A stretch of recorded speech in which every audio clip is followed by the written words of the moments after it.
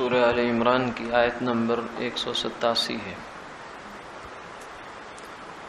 اعوذ باللہ من الشیطان الرجیم، بسم اللہ الرحمن الرحیم۔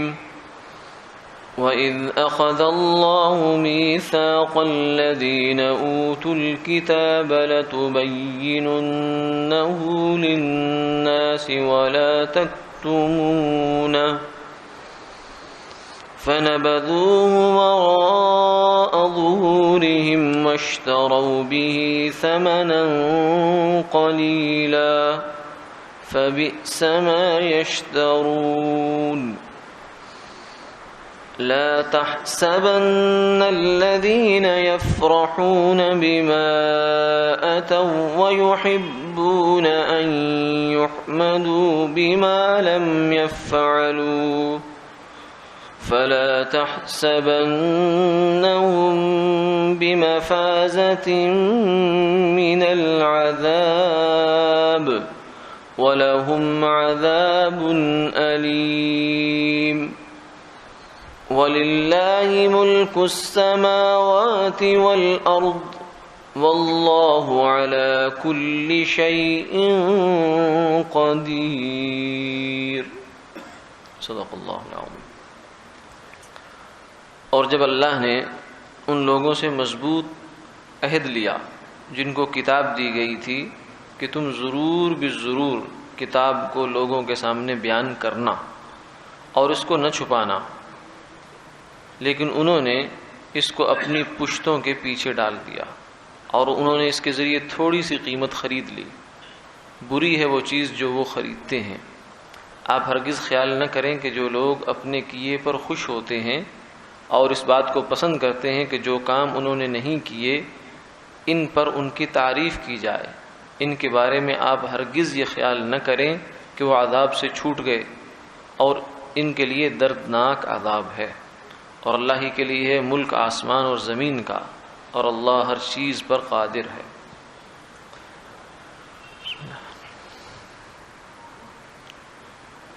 ان آیات مبارکہ کا پس منظر یہ ہے کہ آپ صلی اللہ علیہ وسلم نے ایک موقع پر یہود مدینہ، وہاں کے جو یہودیوں کے اہل علم تھے، علماء تھے، ربی تھے، ان سے جا کر کوئی بات پوچھی کہ تورات میں یہ بات کیسے ہے؟ تو انہوں نے آگے سے باوجود معلوم ہونے کے وہ بات چھپا دی، کہہ دیا یہ نہیں ہے، یہ جو تھا اس کے برعکس بتا دیا۔ تو آپ صلی اللہ علیہ وسلم واپس تشریف لے آئے اور وہ پیچھے سے بڑے خوش ہوئے، خوشی سے بغلیں بجانے لگے کہ ہم نے چکر دے لیا، یعنی بات تھی اور ہم نے کہا کہ نہیں ہے، یا جیسے تھی ویسی نہیں بتائی، اور اپنے خیال میں بڑے خوش ہو رہے تھے۔ تو اس پر اللہ رب العزت نے آیات نازل فرما دی کہ فرمایا کہ یہ لوگ جو خوش ہو رہے ہیں ان کو خوش نہیں ہونا چاہیے، اپنی قسمت کا ماتم کرنا چاہیے، اس لیے کہ یہ دنیا میں انہوں نے ایک موقع پر آپ کو اگر دھوکہ دے لیا ہے تو اس کا نتیجہ کیا ہے؟ نتیجہ یہ ہے کہ ان کے لیے دردناک عذاب تیار ہے۔ اور اسی بات کو بیان کیا گیا کہ ان لوگوں کو شرم کرنی چاہیے تھی کہ اللہ نے ان کو کتاب دی ہے، تورات، اس کا علم دیا ہے، وہ آخر ظاہر ہے کہ اللہ کی کتاب ہے، تو اس کا تقاضا یہ تھا کہ ان کی اخلاقی حالت درست ہو جاتی، اور یہ حق گوئی کو اپنا شعار اور شیوا بنا لیتے، نہ یہ کہ جھوٹ تو ایک عام انسان جو ہے اس کو بھی زیبا نہیں دیتا، پھر اہل کتاب ہو اور پھر اہل کتاب میں سے بھی ان کا عالم ہو، بڑا جو رہنما مقتدا ہو، دینی رہنما ہو، پیشوا ہو، کہ اس کو جھوٹ تو دور دور تک زیبا نہیں دیتا۔ تو اس لیے فرمایا کہ یہ لوگ، اللہ نے تو ان سے یہ وعدہ لیا تھا کہ تم لوگ کتاب کو کھول کھول کر بیان کرو، جو بھی تم سے پوچھنے کے لیے مسئلہ ہے اسے واضح انداز میں مسئلہ بیان کرو، لیکن انہوں نے چھپا لیا۔ ایک حدیث پاک میں آتا ہے کہ جس کو من سئل عن علم فکتمہ، جس شخص سے علم کی کسی بات کا سوال ہوا اور اس نے اس کو چھپا لیا، الجم یوم القیامت بلجام من النار، اس کو قیامت والے دن آگ کی لگام پہنائی جائے گی۔ ظاہر ہے کہ یہ وعید جو ہے ایک عام آدمی کے لیے نہیں ہے، یہ صاحب علم کے لیے ہے، جس کے پاس علم ہوگا اسی سے کوئی پوچھنے آئے گا نا، اس نے اس مسئلے کو چھپا لیا۔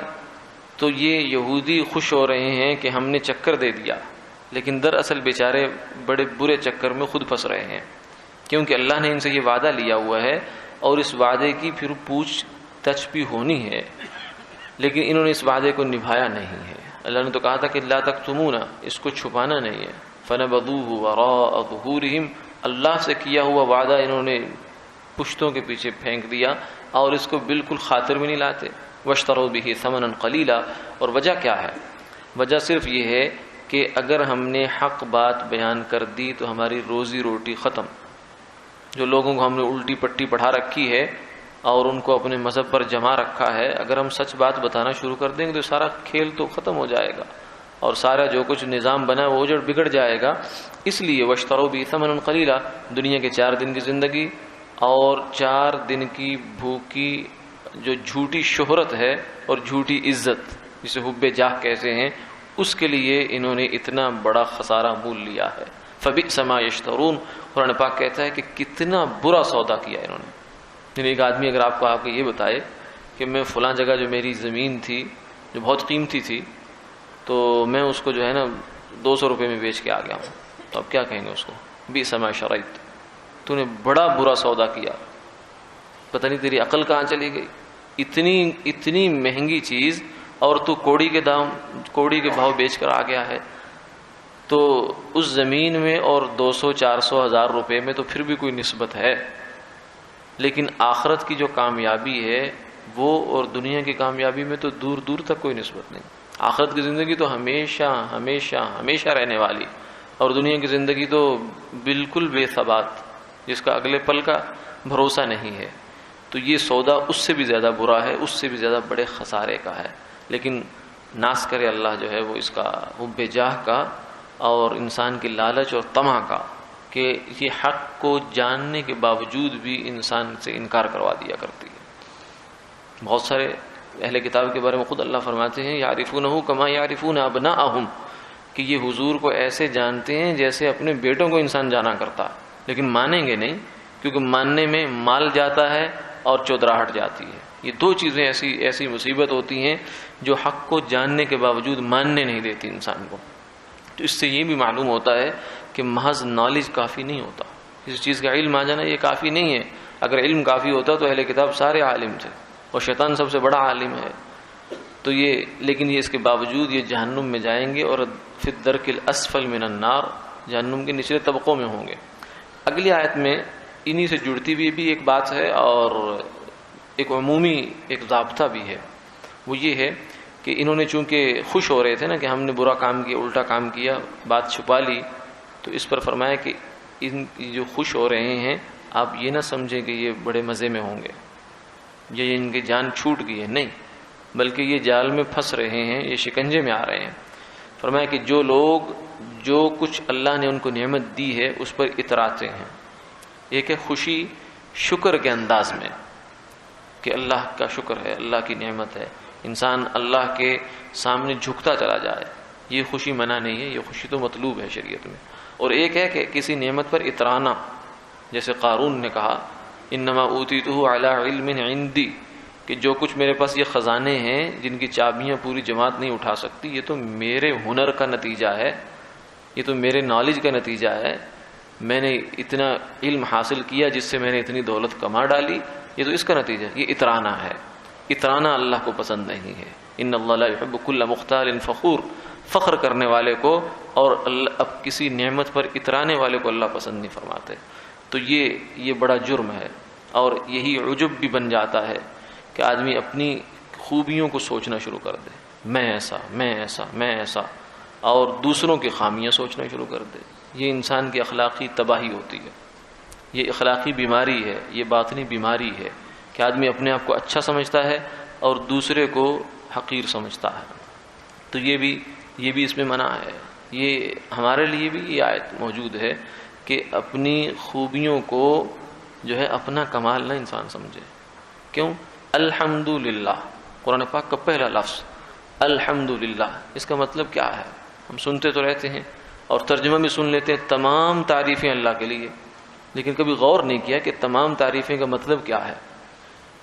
مطلب اس کا یہ ہے کہ دنیا میں، اس کائنات میں، اس جہان میں جتنی بھی خوبیاں ہیں، جس میں ہیں، میرے اندر ہیں، دوسرے انسان کے اندر ہیں، پھول کے اندر ہیں، پتی کے اندر ہیں، ندی کے اندر، آبشار کے اندر، جس چیز کے اندر بھی جو خوبی ہے یہ سب اللہ کی ہے، اور جس کی بھی آپ تعریف کریں گے دراصل وہ تعریف اللہ کی ہے۔ الحمدللہ، تمام تعریفیں اللہ کے لیے، سب تعریفیں اللہ کے لیے۔ تو انسان کے پاس تو اپنا کچھ ہے نہیں کہ آدمی کہے میرے پاس یہ ہے، میرے پاس یہ ہے، تو اس لیے عجب یہ انسان کو مارتا ہے، اور عجب کو سے جان چھڑانے کا طریقہ یہ ہے کہ آپ اس کو شکر میں بدل ڈالو، کہ جو بھی خوبی اپنی نظر میں جائے فوراً اللہ کا شکر ہو، یا اللہ تیرا شکر ہے کہ آپ نے مجھے یہ خوبی دی ہے۔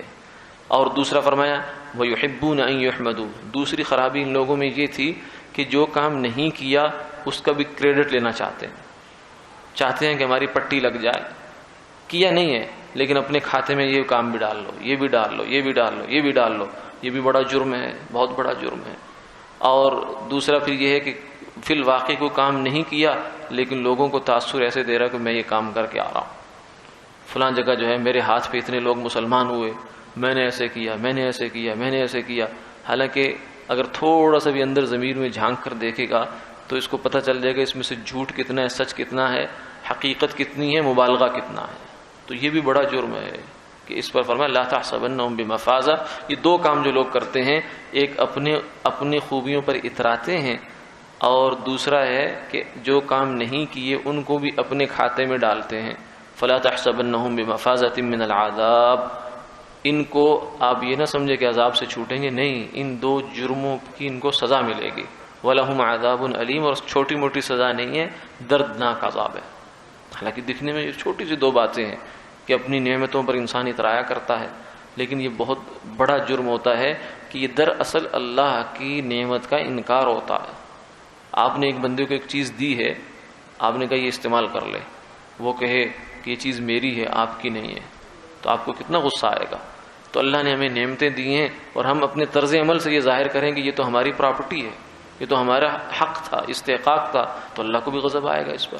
وَلَهُمْ عَذَابٌ عَلِيمٌ، ان کے لیے فرمایا دردناک عذاب ہے، اور یہ دردناک عذاب اللہ دے سکتے ہیں، کیوں؟ وَلِلَّهِ مُلْكُ السَّمَاوَاتِ وَالْأَرْضِ، کیونکہ وہ زمین و آسمان کے بادشاہ ہیں، وہ جو چاہیں کریں، ان کو کوئی پوچھنے والا نہیں ہے۔ وَهُوَ عَلَى كُلِّ شَيْءٍ قَدِيرٌ۔ وآخر دعوانا الحمد للہ۔